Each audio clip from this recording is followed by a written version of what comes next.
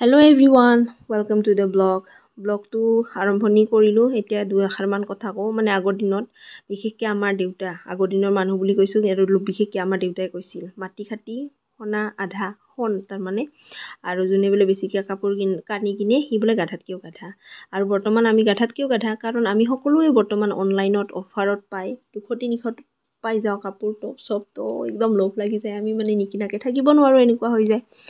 আৰু মানে আমাৰ এনেকুৱা হৈ যায় ট্ৰাংক ট্ৰলি আলমাৰি মানে ভৰ্তি কাপোৰ কিন্তু আমাৰ ক'ৰবাত যাব লাগিলে কাপোৰ নাই কাৰণটো হ'ল আমাৰ ফেচবুক ইনষ্টাগ্ৰাম এইখন বোলে পিন্ধি ফেচবুকত ফটো দিছোঁ সেইখন বোলে পিন্ধি ইনষ্টাগ্ৰামত ৰিল দিছোঁ এনেকুৱা কিন্তু মই সঁচা কথা কওঁ দেই মই এযোৰ কাপোৰ 3-4 বছৰৰো বেছি পিন্ধোঁ আৰু এইটো কথা নহয় যে কাপোৰ কিনো কাপোৰ কিন্তু এযোৰ কাপোৰকে 3-4 বছৰলৈকে পিন্ধোঁ যেতিয়ালৈকে কাপোৰখন একদম অৱস্থা বেয়া নহয় আৰু যি হওক ময়ো আজি মানে কাপোৰখিনি সেট কৰিব লাইছোঁ মানে ৰিপ্লেচমেণ্ট প্ৰতি বছৰে মই কৰোঁ গৰম দিনৰ কাপোৰখিনি মই এই বেয়াৰ সন্মুখতে পোৱাকৈ আলমিৰাত থৈ দিম আৰু ঠাণ্ডা দিনৰ যিখিনি কাপোৰ ট্ৰাংক ট্ৰলিত অলপ ভিতৰত এনেকৈ থৈ দিম আপোনালোকে কোনে কৰে অলপ কমেণ্টত জনাবচোন আৰু